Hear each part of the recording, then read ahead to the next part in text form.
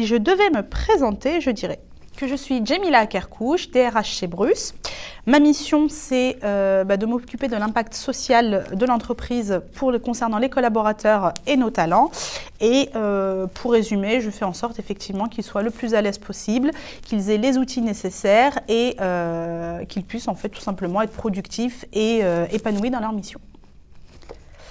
Quand on me dit femme et RH, je pense à... Alors aujourd'hui, 80% des RH sont des femmes. Donc aucune surprise. Et je pense qu'il faudrait qu'il y ait un petit peu plus d'hommes.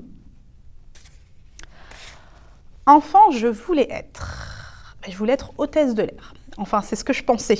Je voulais surtout voyager. Et donc, c'est pas la même chose. La première chose à laquelle je pense au réveil, c'est... Est-ce que je vais galérer dans les transports? Plus sérieusement, c'est vraiment, très souvent, je me dis, ok, j'essaie de préparer en amont ma journée. Et donc, la réflexion, c'est, ok, quelle est la tâche la plus importante que je vais avoir à faire dans la journée? Je pense que l'égalité salariale, selon l'INSEE, étant une femme, j'aurais tendance à gagner 25% de moins qu'un homme. Donc, du coup, on n'y est pas encore.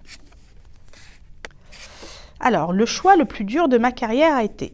Alors, ça a été de quitter une entreprise parce que je n'adhérais pas aux valeurs du DG. Mes atouts en tant que femme DRH sont... je ne dirais pas en tant que femme DRH, je dirais plutôt en tant que maman, c'est d'être à l'écoute, d'être empathique.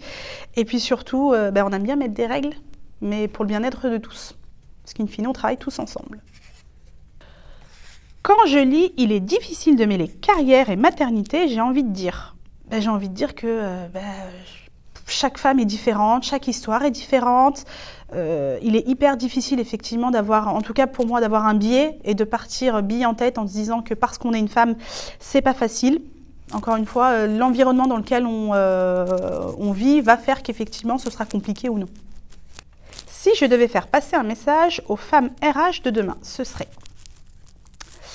alors là, on vit dans un monde quand même où le monde du travail a été... on vit une transformation, qu'elle soit digitale, qu'elle soit humaine.